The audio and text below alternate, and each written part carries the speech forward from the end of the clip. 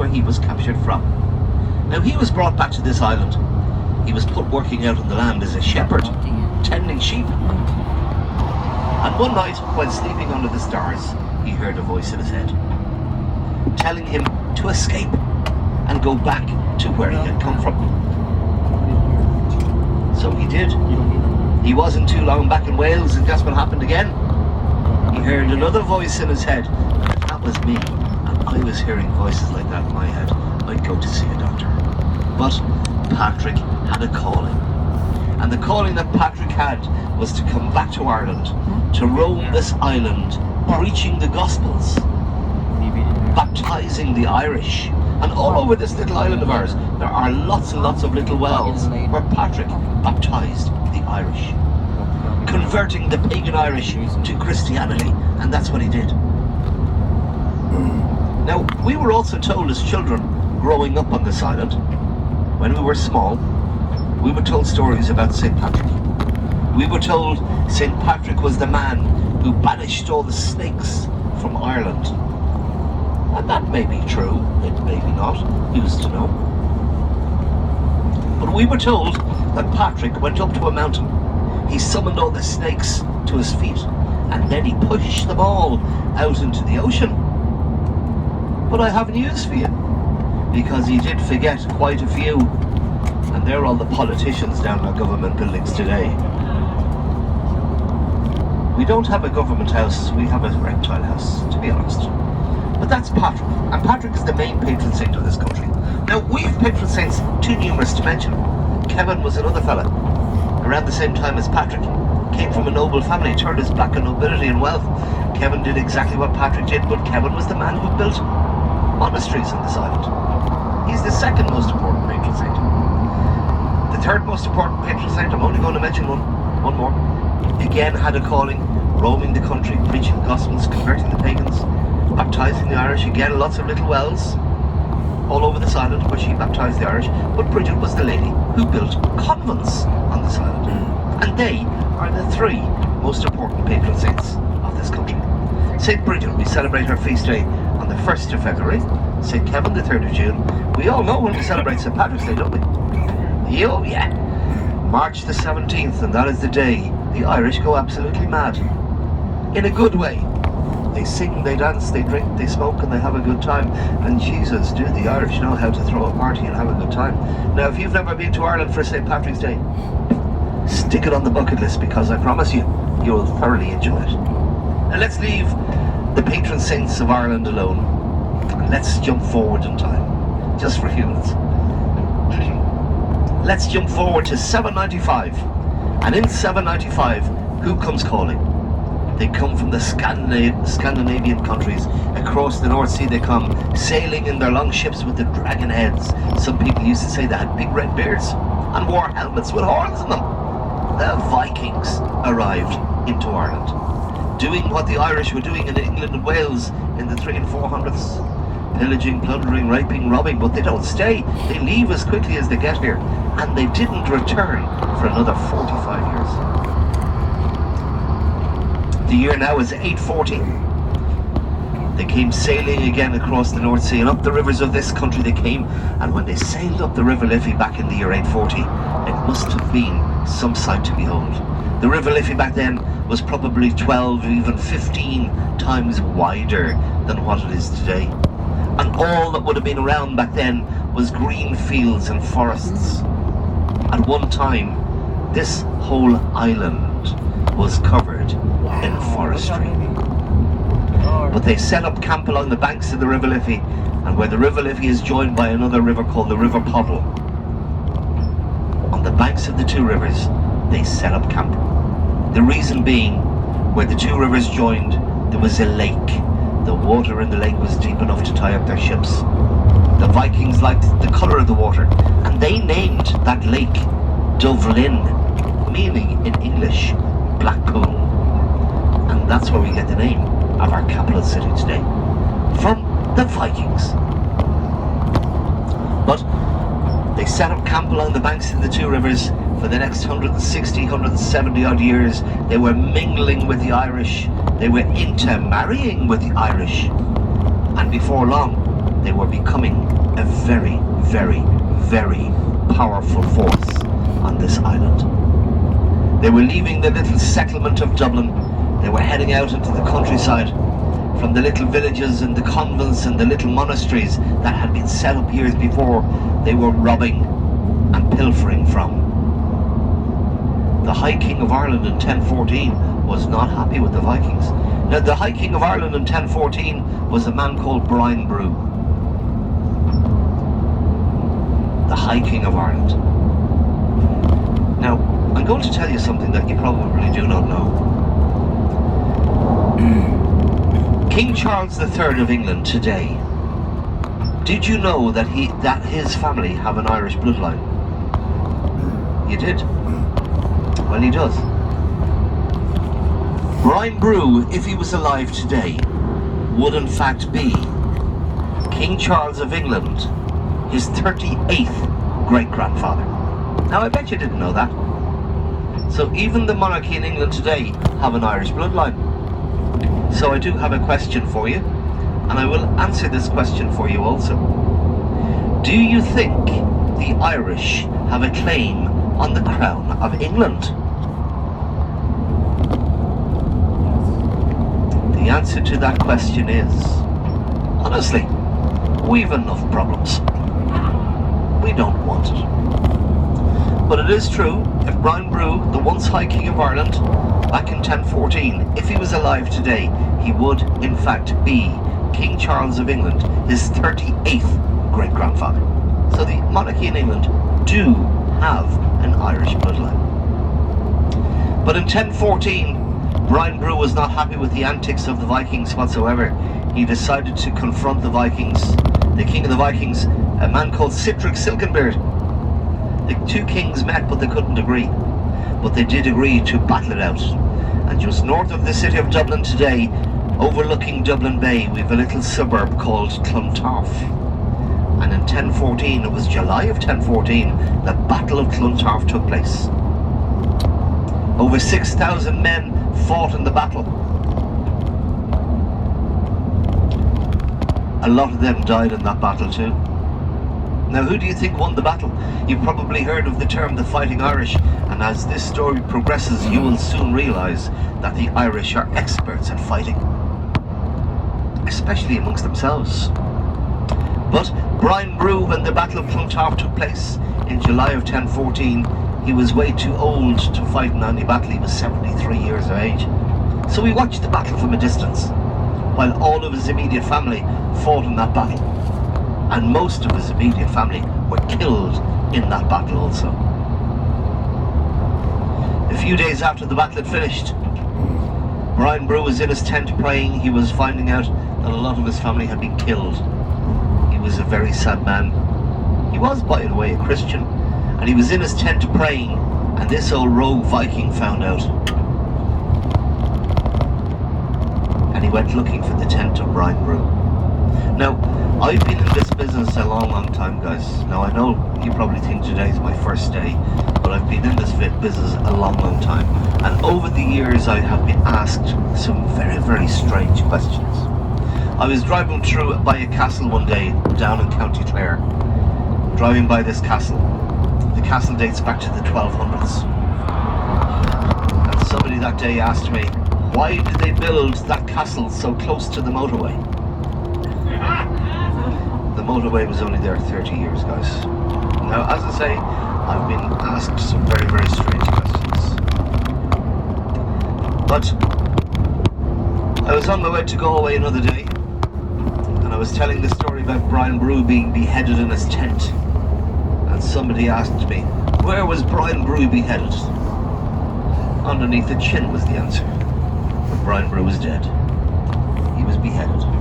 But the old Viking took the head clean off Brian Brew, killing him dead. And that was the end of Brian Brew. In fact, after the death of Brian Brew, this country fell into a state of rack and ruin. The Irish were fighting amongst themselves. There was nobody to step into Brian Brew's boots. The kingdoms fell apart. The armies fell apart. In the meantime, the Normans had arrived. The Normans, they were busy building castles. They weren't really fighters. But the Normans, believe it or not, had built a lot of castles. At one time, there was over 3,000 castles on the island of Ireland. 3,000. Now, not all of them were big. A lot of them were just very, very small castles, what we would call tower houses. They were used as watchout towers. They would put soldiers and sentries into them, looking out across the land, and if they saw an approaching army, they would send a messenger up to the main house or the main castle to warn them of an attack that was coming. So 3,000 castles at one time on the island of Ireland. Most of those today are gone. You can still see the ruins of some of them left along across the landscape today. But we didn't have another king in this country, guys, until 1541. The Irish were fighting amongst themselves. And who was on the throne in England in 1541? Only a man called Henry the Eighth, the fellow with all the wives. And lads, do not be afraid to answer. Don't we know that one wife is enough for any man? Well, at least one at a time, anyway. We have a saying in Ireland, and it's very, very true. Marriage is grand, and divorce is 350 grand if you're lucky. And that's very true. Less money I ever spent. But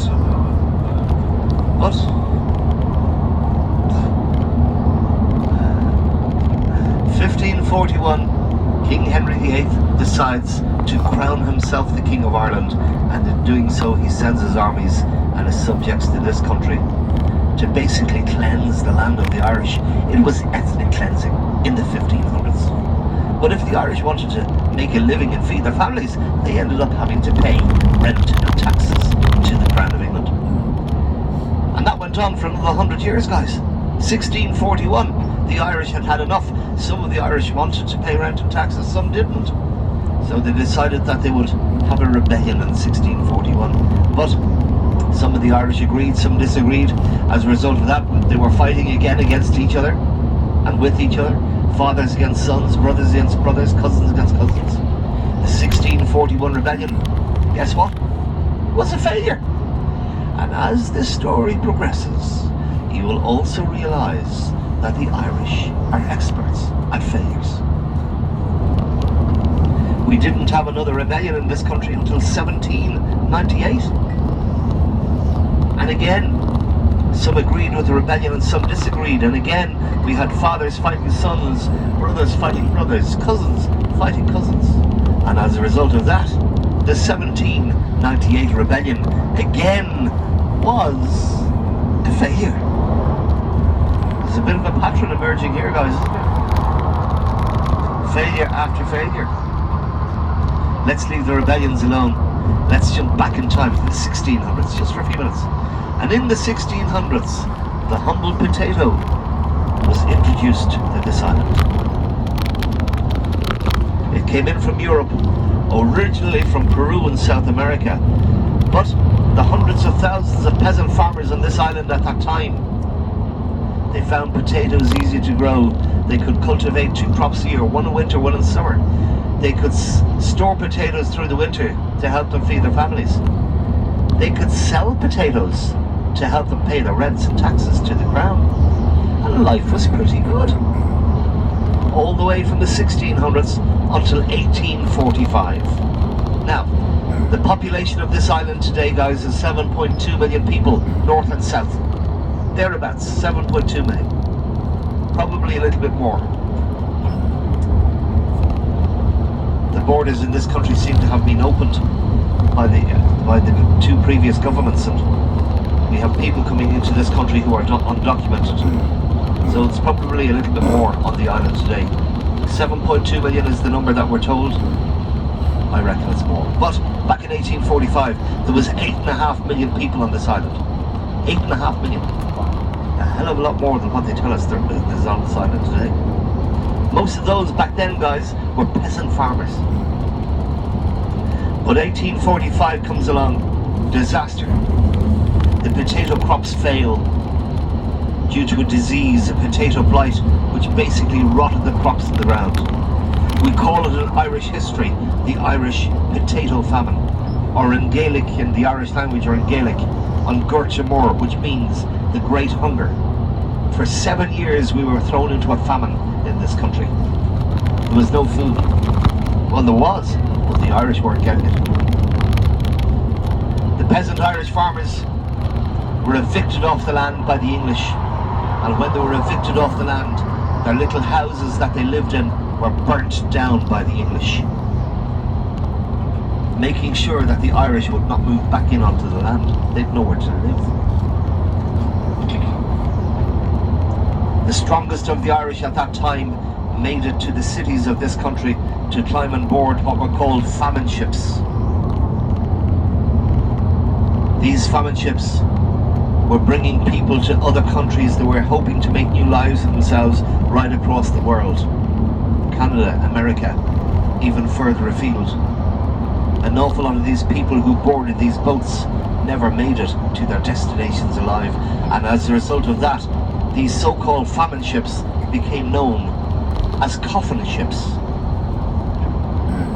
Not everybody who boarded the boats made it to their destinations. At that time in this country, the big English farmers, the big English landowners, they were producing grain crops. They were producing lots of food. Grain crops, wheat, barley, oats, corn, every single grain of it was being exported out of this country. It was going to other countries around the world where there was English armies. Those English armies needed to be fed. While here in Ireland, the English sat back and they watched as the Irish starved to death.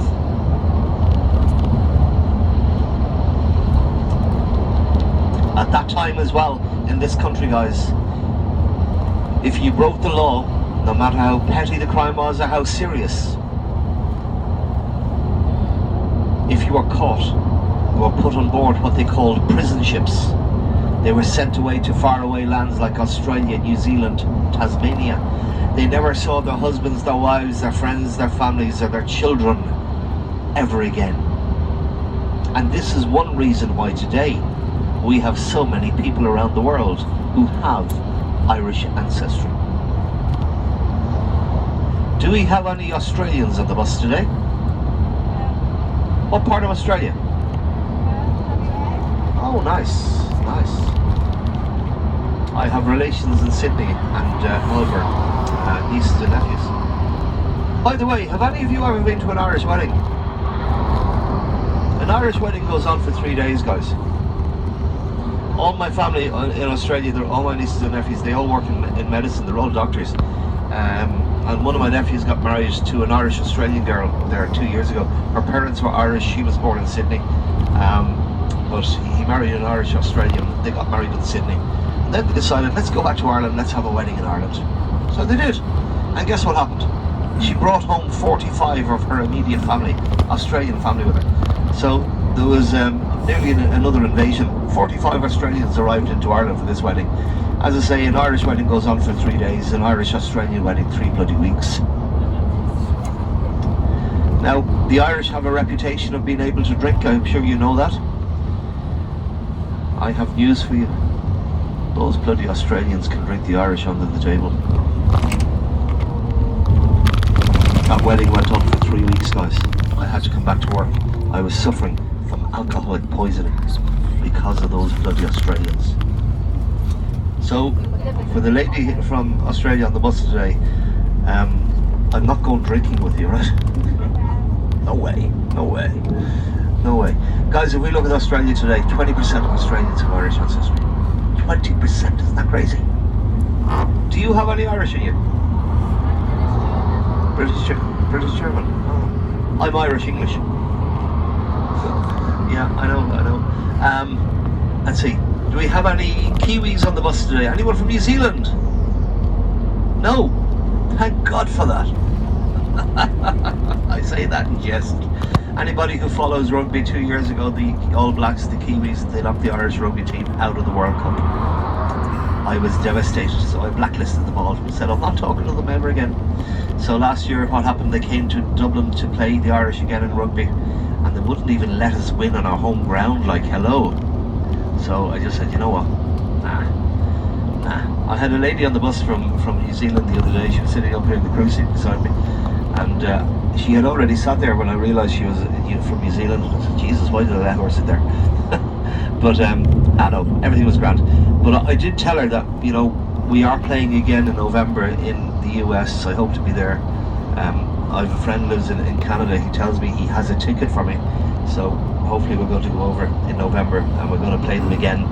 And I told this lady from New Zealand that we're going to not only knock their socks off but knock their boots off as well. So hopefully. But anyway, that's the rugby. But guys, if we look at the likes of New Zealand, 17% of Kiwis have Irish ancestry. 17%. Isn't that crazy? If we look at the DNA of the Irish and the English, again, the DNA of the Irish and the English is very, very similar. There's an awful lot of Irish here in this country walking around with English blood flowing through their veins. I'm proof of that. Likewise in England, there's an awful lot of English walking around with Irish blood flowing through their veins. So the DNA of the Irish and the English is very, very similar. Do we have any Canadians on the bus today? Oh yeah. If we look at the likes of Canada, guys, again, around 17% of Canadians have Irish ancestry. And it's all because of the amount of people who left this country between 1845 and 1852. Do we have any Americans on the bus today? Me. Holy shit, it's another invasion. Hold on, I just have to make a phone call. Guys, if we look at the USA today, population in the region of 330 million. Would you agree? Thereabouts. Yeah. 45% Americans have Irish ancestry. Wow. Isn't that crazy? That's the figure, 45%. There is more people living around the world with Irish blood than what there is in Ireland, which is crazy.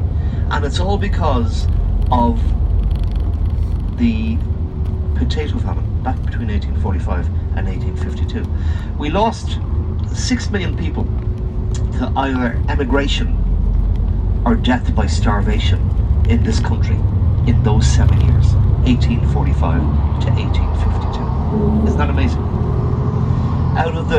Now I know Mr. Trump is president number 47, okay, but he has been president twice, so we're going to count him once.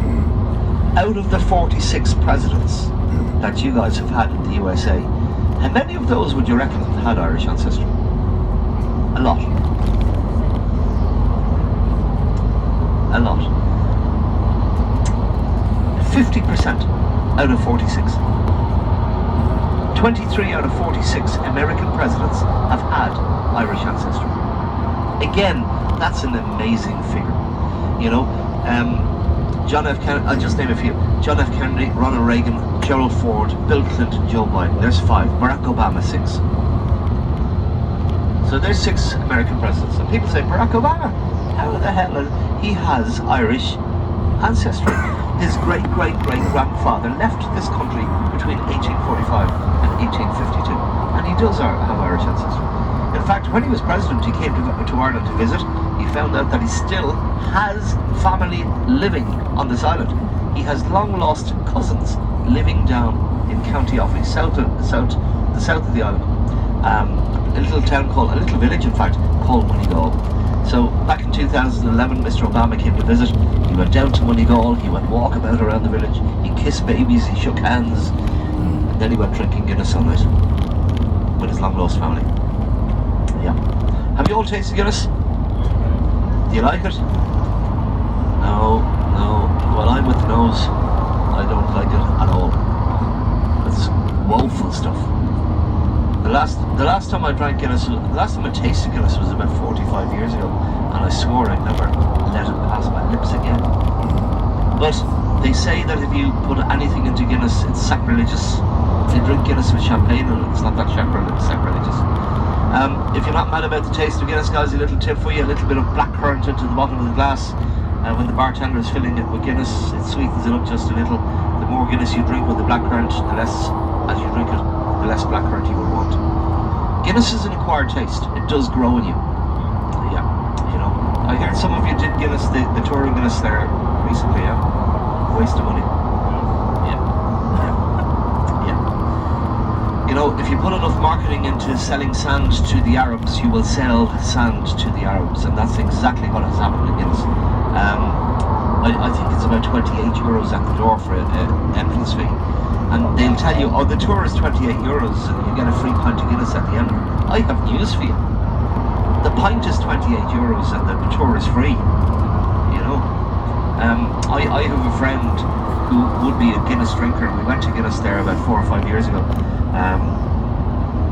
Myself and his girlfriend and my wife, and at the end of it, I said, no, you drink the Guinness, I don't drink it. So he was drinking the Guinness, and he says, Jesus, the Guinness in his local pub where he's from actually was a better pint, and I reckon it was because it was so fresh. Some people will tell you it's lovely, some people will say it's not, but I shouldn't be telling you this. But anyway, I'm here to sell Ireland, not take it away. But yeah, that's Guinness. Right, get back to the history.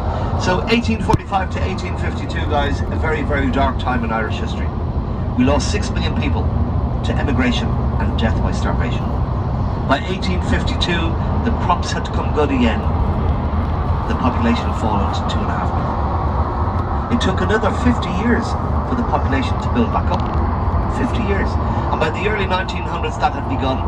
And by the early 1900s, this country had become one of the most industrialized countries in the world. The city of Belfast, which we're heading into now, was the most industrialized city on this island. They had the linen industry, linen mills. They had the woolen industry, woolen mills. They had the steel industry. They had the biggest shipyard in the world here in Belfast. The Harland de Wolff shipyard was in full operation back in the early 1900s. Just to give you an idea of the size of the shipyard, every day coming to work, Monday to Friday, here in Belfast, there was over 30,000 people going to work at that shipyard. 30,000! It just goes to show how vast and how big it was. We all know, we've all heard of Titanic. Titanic was built here in Belfast. It took 3 years to build and 2 hours and 40 minutes to sink. She went down in April of 1912 with the loss of over 1,500 lives, and the rest is history. After Titanic went down, that was basically the nail in the coffin for shipbuilding here in Belfast. Titanic was deemed to be unsinkable. We know that's not true.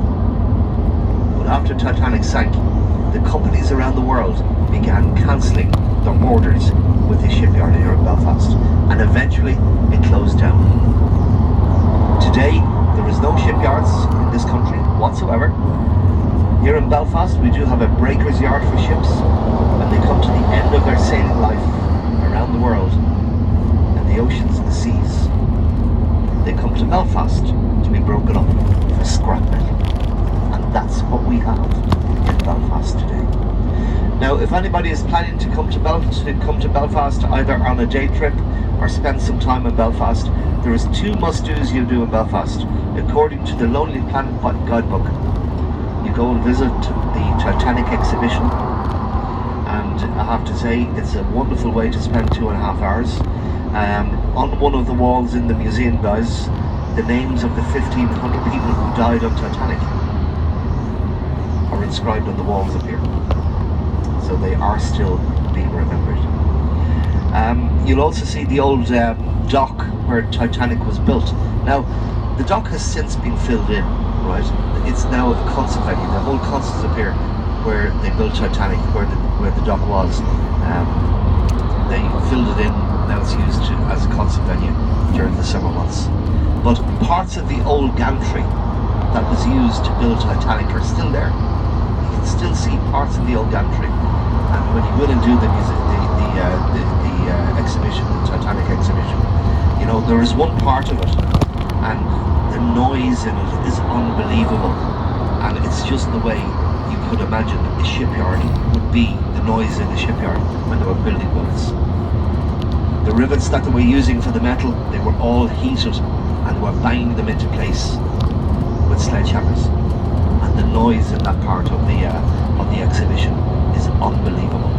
But it's a must-do. if you come to Belfast, guys. The other must-do in Belfast is the taxi tour, the political taxi tour. I'll tell you a little bit more about that a little bit later on, maybe. Okay. So the two must-dos: the political taxi tour, and Titanic. But Belfast is built on this motorway. This motorway goes right through the middle of Belfast, and just coming up here in the middle of the motorway, you will see straight in front of us a piece of artwork. It's the Belfast Peace Ball. Now, as we said already, guys, we've had a religious conflict in this part of the world that went on for nearly 30 years, 29 years, right? And here in the middle of the motorway, we have the Belfast Peace Ball. If you look at it really closely, you'll see the large ball on the outside. On the inside, you can see the small ball. The small ball represents Northern Ireland today. Okay? The small ball represents Northern Ireland today, and the message that this piece of sculpture is giving to us is that the north of Ireland today has a place in the rest of the world. Why? Because of peace. So that, straight in front of us, as we go up to the gantry here, is the Belfast Peace Ball. Okay? To the left of the Belfast Peace Ball, these are the Divis Flats.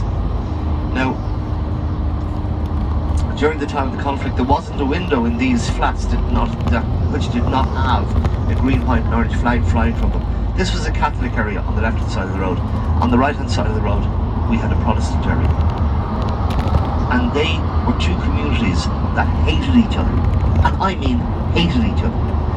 Out to the left of us, we have West Belfast, where the conflict was at its worst.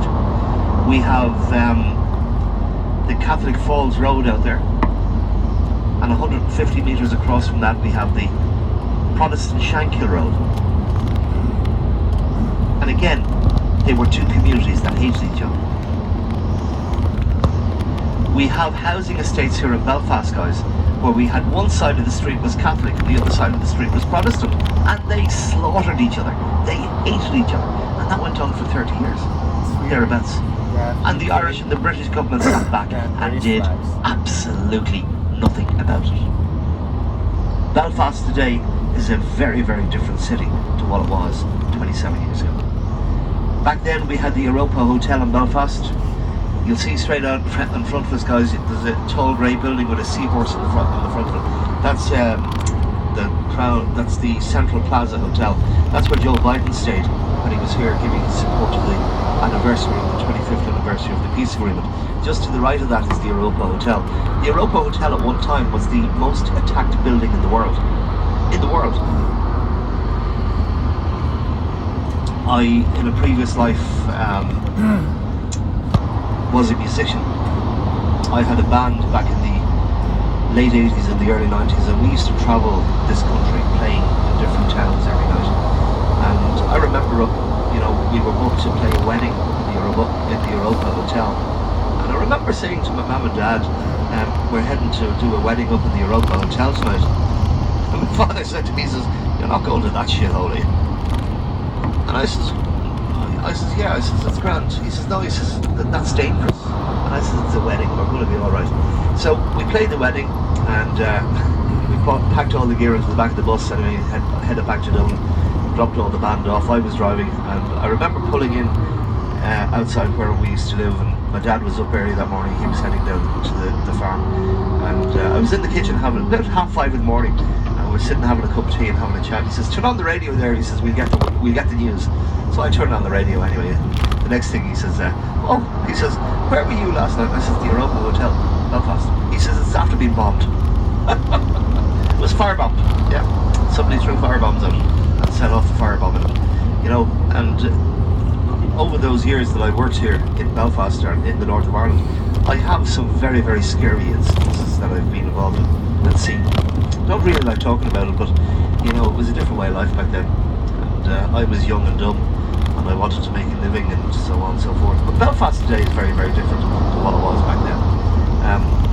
You come into Belfast back then, you looked around, guys, and all it was burnt out buildings and bombed out buildings and burnt out buildings, and it's totally different now. You can see the cranes of the Harland Wolff shipyard ahead of us, guys. They are the two cranes of the. They were there when Titanic was built. The one to the right is called Samson. The one to the left, sorry, the one to the left is called Samson. The one to the right is called Goliath. And they are the two cranes that dominate the skyline here in Belfast. Now we're going to head up the motorway here, the M2 motorway. And as we go up the slip road onto the motorway, guys, if you look out to the right, hopefully there won't be too much traffic on the other side of the carriageway. But if you look out to the right, you will see a building that looks like a ship. Each corner looks like a ship, and it's cladded in 1,500 pieces of metal on each corner. And that's the Titanic building. And the 1,500 pieces of metal on each corner are there to remember the 1,500 people who died on Titanic. If you just look over there to the right, you'll see it. See it over there? So that's the Titanic building over there. And if you stand at the bottom of the building looking up, the building is exactly the same height as what Titanic would have been. So it's a wonderful exhibition. It takes about 2 hours, 2.5 hours to get around. So if anybody has any plans to come to Belfast, you have to go to Titanic. It's a nice exhibition. And of course the Black Taxi Tour. The Black Taxi Tour is operated by members of the illegal paramilitary organisations. They have all now been disbanded, but they were members. Some of the drivers on the taxi tour, when they were released from prison 3 years after the deal was signed in 1998, they didn't have very much education. They didn't have, jobs. They were involved in the violence and the conflict. So the British government gave them taxis to drive. And they drive taxis around Belfast now, making an honest living. And then they got involved in tourism, and they bring people out into West Belfast where the conflict was at its worst.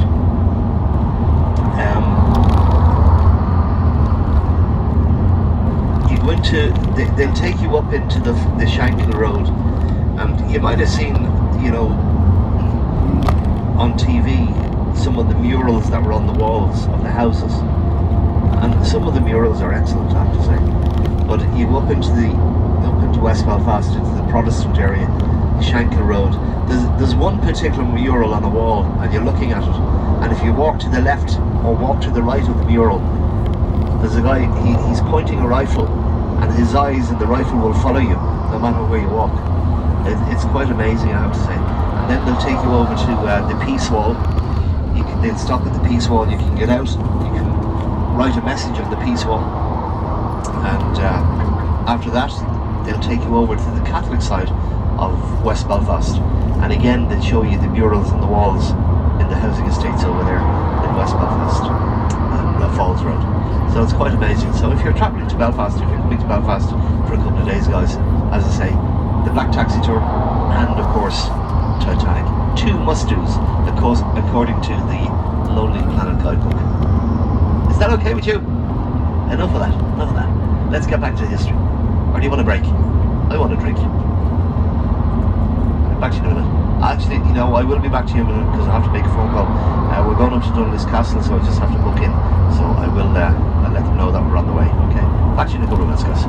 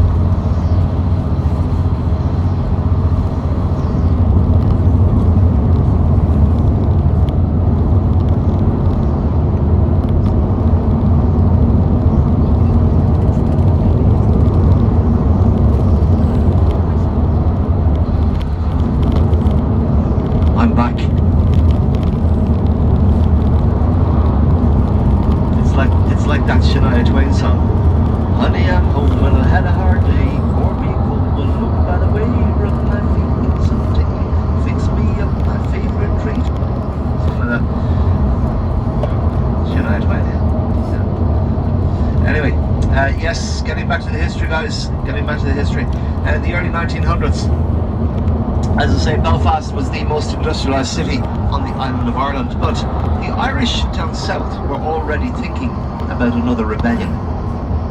We've had a rebellion in 1641, a failure. One in 1798, again a failure. But they put an organisation together back down in Dublin back in the early 1900s called the Irish Republican Brotherhood. And the aim of the Irish Republican Brotherhood, the IRB for short, it was to recruit in the future for the Irish.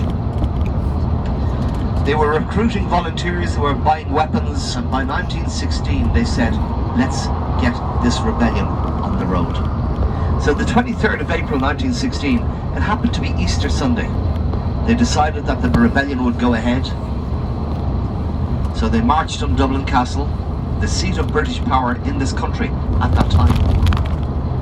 And when they got to the gates of Dublin Castle that Sunday afternoon, Easter Sunday of 1916, they soon realised it was a mistake. They didn't have enough weapons, and they certainly did not have enough volunteers.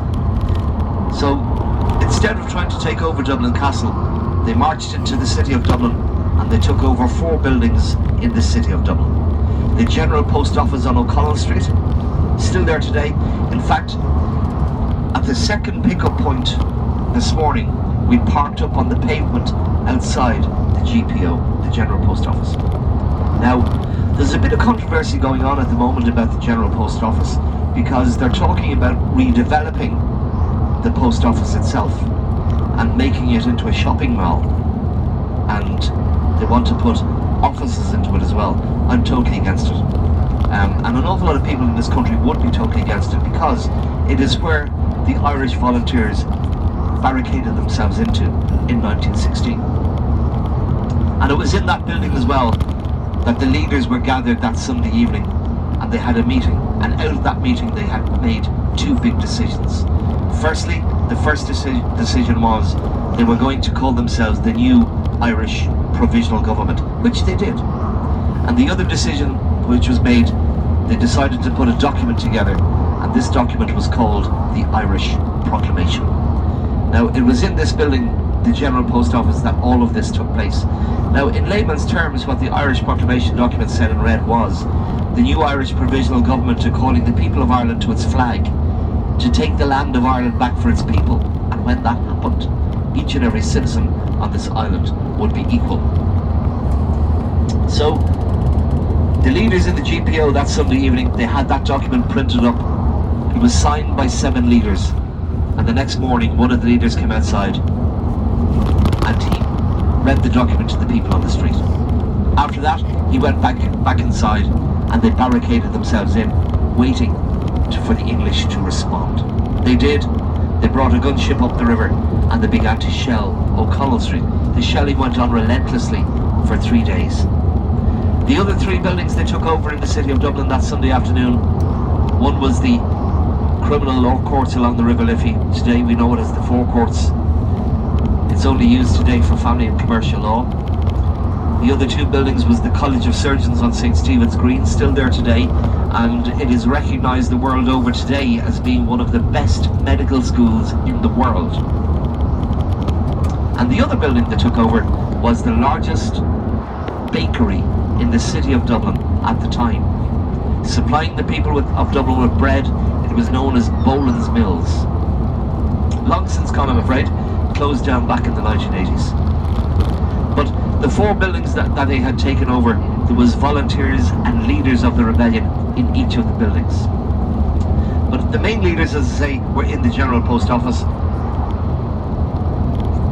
As I say, the English, they sailed the gunship up the river, they began to shell O'Connell Street. The shelling went on relentlessly for 3 days. They annihilated the street and part of the GPO, setting it on fire and injuring a lot of the men inside. The men inside the GPO had no choice but to run for their lives, and they did. But in their haste to get out of the building, they left a copy of the proclamation document behind. So when the English went through the building a day or so later, they found the document signed by 7 leaders. They knew exactly who was behind the rebellion of 1916. In the case of the other buildings, the forecourts building up along the river, they shelled that building from the other side of the river, again injuring some of the men inside. The men had no choice but to leave out the back door and go on the run. They did.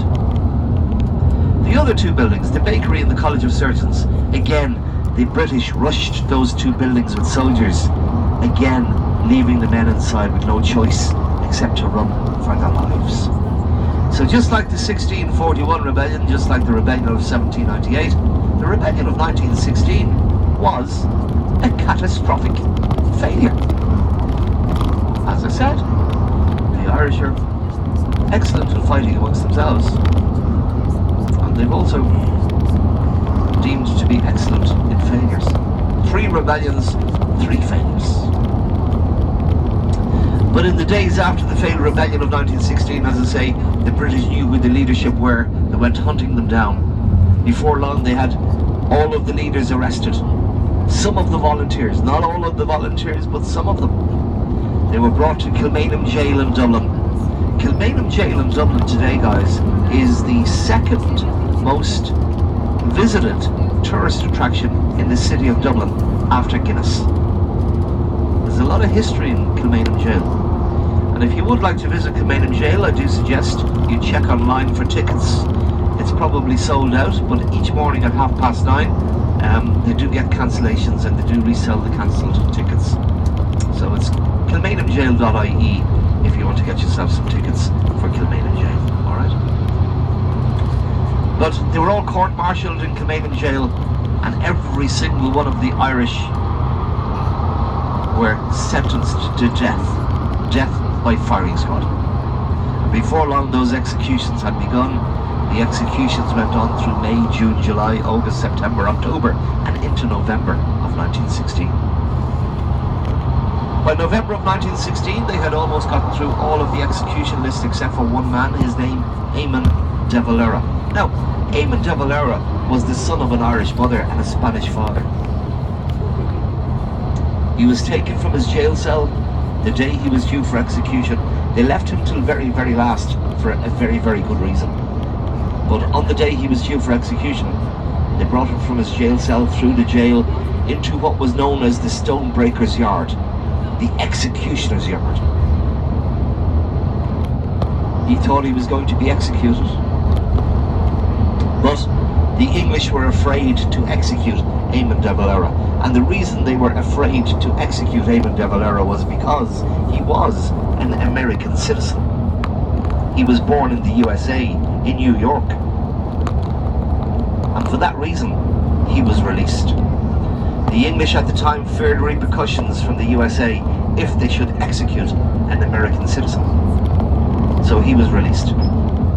Now, on his release from prison, he hooked up with a very good friend of his, a man called Michael Collins. Michael Collins and Eamon de Valera had fought side by side down in the bakery. They had become very good friends and became very close. And the two men went on fighting for independence in this country until 1921. Now, even though the rebellion of 1916 had been a failure, the Irish wanted independence still. The independence war was still going on, but there was no more rebellions. Michael Collins and Eamon de Valera in 1921 were very, very close. Michael Collins had risen up through the ranks of the Irish Republican Brotherhood. He had become a very important member of the Irish Republican Brotherhood. And in 1921, the news broke that the British were going to give the land of Ireland back to the Irish.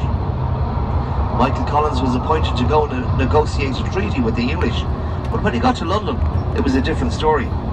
He thought he was getting the whole island back, but the British said no. The English said no. So he refused to sign any treaty with the English. He came back to Dublin. He explained the situation to his superiors, and basically he was told, we're not going to get everything we want, so go back and sign the treaty. We'll get something, and we'll get the rest of it at a later stage, a later date. Now, this did not go down well at all, 21. Now, the deal was that the English would hand over the 26 counties as we know them today as the Irish Republic. They would hold on to Northern Ireland. Michael Collins didn't really agree with this, but he was told to sign the treaty. He did. So that basically finished the independence war. But some of the Irish were happy and some were very unhappy with this, and as a result of that, they began fighting amongst themselves. Civil war broke out in Ireland in 1921. Michael Collins was appointed as the man to go and accept the handover of land in Dublin Castle in 1922, early 1922. The day the ceremony was to take place, he arrived in, he was late. The senior British officer conducting the ceremony of the day approached Michael Collins and said, "Where have you been? You've kept us waiting." His response to that was, "But I've only kept you waiting a short time. You have kept us waiting a couple of 100 years. So what's wrong?" So the ceremony eventually took place, that land was handed over, and the Free State was born. The Free State, known as the Free State between 1922 and 1949, until the rest of the world recognised the 26 counties as a republic. The Republic of Ireland today. So that's why today, guys, we have two separate jurisdictions on this island.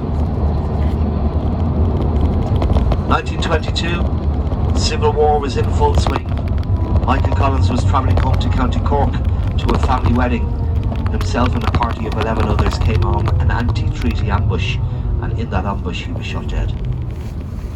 Now, when his funeral took place, they say that over 1 million people lined the streets of Dublin to pay their respects to Michael Collins. He was loved by an awful lot of people in this country, but he was also hated. He is buried in Glasnevin Cemetery on the north side of the city of Dublin. 103 years later, his graveside is still the most visited graveside in that graveyard. 103 years later. And just to give you an idea of the size of the graveyard, guys, there are over 1.5 million people buried in that graveyard today. 1.5 million. Graveside of Michael Collins, 103 years later, is still the most visited gravesite in the graveyard. But it was when this island broke up into two separate jurisdictions, Catholics here in the north of Ireland began to feel repression. Catholics here in Northern Ireland were not given the right to decent education. They were not allowed to have decent housing. They were not getting social housing. They were not allowed to work for the Crown of England. In fact, if you were a Catholic here in Northern Ireland, up until 27 years ago, it's not a long time ago, guys. 27 years ago, if you were a Catholic, you were not accepted as a member of the police force here in Northern Ireland. You were not allowed to be a member of the police force because of your religion. How crazy is that?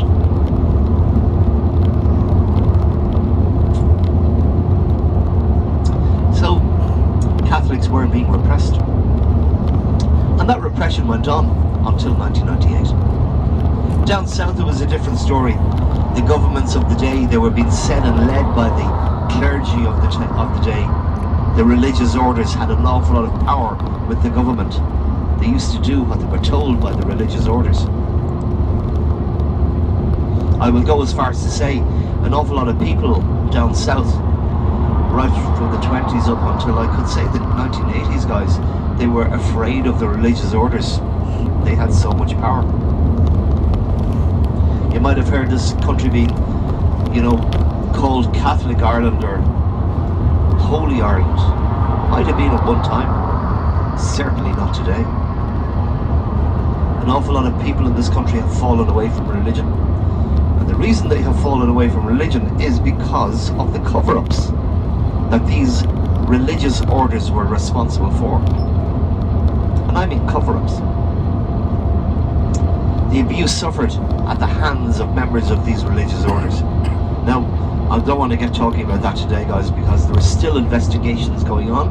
There are still people coming forward and telling their stories. And believe it or not, there are still court cases going on about the abuse that people suffered at the hands of members of the religious orders in this country. It's only in very, very recent times, and I say very recent, where the religious orders have come out and said, yes, we knew about it. And they didn't do anything about it. They moved them around. Again, in the last year or so, they have only begun to name members of these religious orders that they knew were responsible for the abuse. Too little, too late. The people that they have named have already passed away. As I say, too little, too late. But this country, guys, was relatively calm from the 20s all the way up to the 1960s. Up here in Northern Ireland, the 1960s, like we had around the world, we had the civil rights movements around the world, people looking for equality. Northern Ireland was exactly the same. We had a lady here called Bernadette Devlin. She was 19 years of age, 19, when she got involved in politics and civil rights movements. And when she was 19, she was organising rallies right across Northern Ireland, in one town or another. She was calling on Catholics to come out and rally peacefully for equality. And when she made that call to the Catholics, they came out in their thousands. These rallies started off peaceful, but it wasn't long before the violence started. And the reason the violence started was because Protestants did not want the Catholics getting equality. They did not want them getting the good education or the good jobs, the social housing. They wanted to keep the Catholics repressed. And that's when all hell broke loose. It got so bad in 1969, guys, the British Army were deployed out here onto the streets of Northern Ireland by the British government. The British government had to be seen to be doing something to try and keep the peace here in Northern Ireland. Every weekend these rallies were happening. There was people getting killed. So the British Army was sent to keep the peace. And when they arrived here in Northern Ireland, guys, they arrived in full battle uniform, carrying guns, but they were sent to protect the Catholics. And the Catholics and the British Army had a very good relationship at one time. We have film footage, we have photographs of young Catholic women down in West Belfast, the Catholic areas of West Belfast, bringing tea and coffee and trays of sandwiches out to the young British soldiers. But that relationship did not last too long. The 30th of January 1972, we've had a lot of bloody Sundays in Irish history, but the 30th of January 1972 was the day that the future and the history of this country changed. That was the day the British Army shot dead 13 Catholics at one of these peaceful rallies in Derry City. Derry City is the second largest city of Northern Ireland, guys, after Belfast. And that is the day the Catholics turned their backs on the British Army. They didn't want to know them anymore. It was then we saw the illegal paramilitary organisations getting involved in what was going on. They got a lot more involved. And after that, every day of the week, shootings and killings and bombings and maimings here in Northern Ireland was the order of the day. Now, I did say already that the British government brought in internment into the north of Ireland in 1969. But in 1972, guys, the Irish and the British government came together to try and hold talks to stop what was going on here in Northern Ireland. But unfortunately, they did not go far enough. Instead, both governments on either side of the Irish Sea brought a law into each country, basically banning journalists from reporting on what was going on here in Northern Ireland. So an awful lot of what went on here in Northern Ireland, guys, was never actually reported on. You guys might have been at home in your own countries, you know, back then. You might have heard it on the news, on, you know, the radio news, or you might have seen it on the TV news. I can guarantee you, what you were listening to and what you were seeing on TV screens back then was a tip of the iceberg to what was going on here in Northern Ireland. Because the governments on either side of the Irish Sea had banned the journalists of the day from reporting on it. They weren't allowed. They weren't allowed to mention the illegal paramilitary organisations or people involved in them, mention their names, or on TV or on radio or on the printed press. On the Catholic side, we had the IRA, the Irish Republican Army, an illegal paramilitary organisation. On the Protestant side, we had the UVF, the Ulster Volunteer Force. Again, an illegal paramilitary organisation. There was other breakaway groups from those groups as well. Nobody was allowed. The press were not allowed to talk about them or mention their names.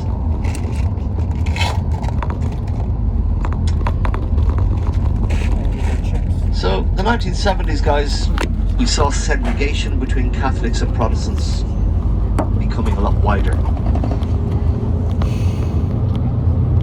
We had factories here in Northern Ireland back then where we had Catholics and Protestants working together. And the segregation became so bad.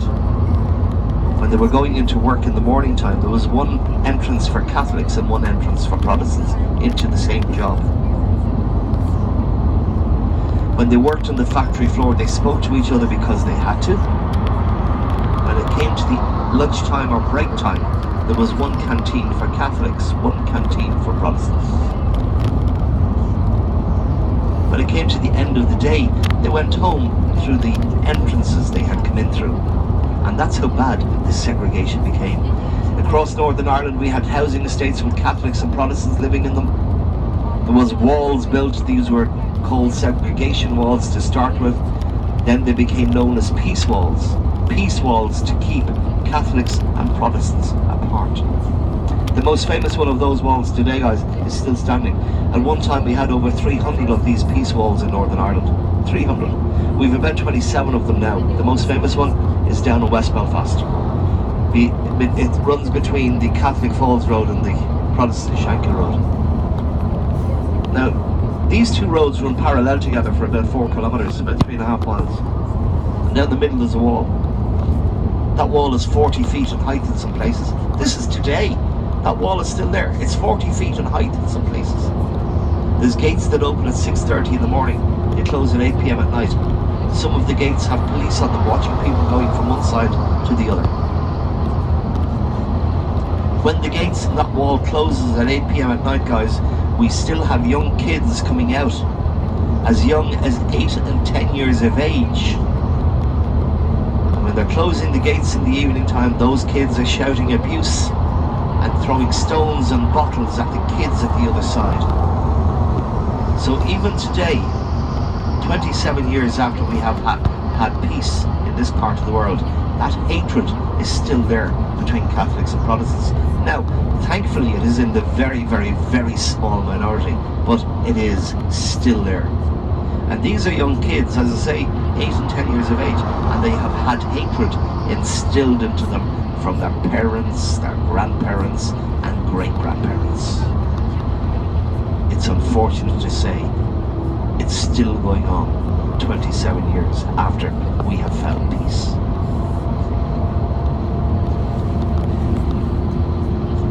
The 1970s and the 1980s, guys, there was no new investment into this part of the world. There was no new industry coming in. Anybody who had a job was very, very lucky to have a job. The conflict that was going on in this part of the world was only going on in the large towns and the cities. You go into the small little country villages, the little rural villages, guys, there was no such thing as conflict between Catholics and Protestants. We had them living beside each other, helping each other, respecting each other's cultures and backgrounds and religions. We had them socializing together, working together, helping each other. We had them intermarrying. We mentioned earlier on, between 1972 and 1998, how 20,000 couples of mixed marriage were burnt out of their homes. So, conflict did not come into the lives of these people who lived in the little country villages at all. They lived in harmony, side by side. It was a totally different situation in the big towns and the cities. The 1980s, if you had a job, you were very lucky. But it got to a point here in Northern Ireland in the 1980s, if you had a job, the illegal paramilitary organisations were targeting people going to and coming from work. They were executing them on the side of the road. They were shooting them dead on the side of the road. Out in the little country towns, guys, the little country villages, they said, we'll have safety in numbers, we'll hire a little minibus, we will travel to work together. these minibuses became targets of the illegal paramilitary organisations. They were being hijacked on little country roads, the occupants taken out and executed on the side of the road. Why? Because they were travelling to work with somebody of the opposite religion in a bus. How crazy is that? These illegal paramilitary organisations were hell-bent on causing as much chaos to families and communities as possible, and they did, but they were let do it. When we talk about the conflict in Northern Ireland, guys, even today the governments on either side of the Irish Sea, they still insist in calling what was going on here in Northern Ireland the Troubles. That's all we hear from the governments. The Troubles, when the Troubles were happening in Northern Ireland. What a load of bullshit that is. You come out of your house in the morning time and you jump into your car to go to work, and the car won't start, you have a flat tyre or you have a flat battery. That's a little bit of trouble. When you have people who live in housing estates and communities and they are basically slaughtering each other, that's not trouble, that's war, that's conflict, and that's what went on here in Northern Ireland. And that's what was let go on here in Northern Ireland by the governments. So, when we point the finger of blame at anybody, we pointed at the Catholics. The Catholics were wrong. The illegal paramilitary organisations on the Catholic side were wrong. But the Protestants were also wrong. The illegal paramilitary organisations on the Protestant side were wrong. The British government and the Irish government were as much to blame as anybody else, because they sat back and they let it happen. They watched it happen and they did absolutely nothing to stop it.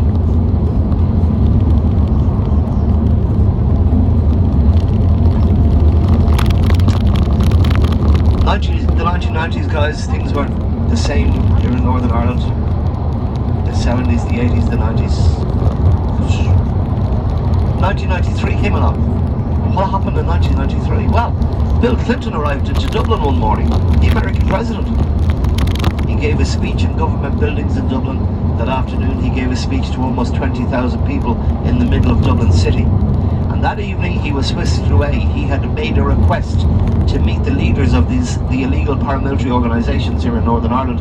He wanted to try and make some sense of what was going on here in the north of Ireland. And by the way, it wasn't just the north of Ireland. Dublin was bombed. London was bombed on numerous occasions. Birmingham in the west of England was bombed. So it wasn't just Northern Ireland where this conflict was happening. But it was mainly up here in Northern Ireland. But he arrived into Belfast, he made a request to meet the leaders. They all said, yes, we will meet the American president. Mr. President, or Mr. Clinton must have had a magic wand in more ways than one, because when that meeting finished between all those illegal paramilitary organisations leaders and Mr. Clinton, they had all agreed to peace talks. It took an American president to do that, not an Irish president, not a member of the Irish government, not a member of the English royal family, or a member of the English government. It took an American president to get them to talk. Mr. Clinton had to go back to the US. He was, after all, president. He had a job to do in the White House. Just maybe, we don't know this for certain either, right? But just maybe Monica Lewinsky was waiting on him. For those of you who do not know who Monica Lewinsky is, Google her.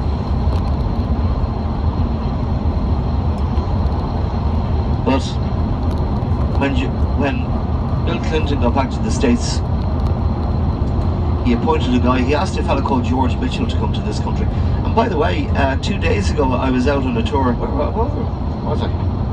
I was down in Cork 2 days ago, and I had a relation of George Mitchell on the bus, on the tour. George Mitchell is a former US Senator, Irish background, Irish roots, has Irish family, was a regular visitor to Ireland, knew the lay of the land, knew what was happening here.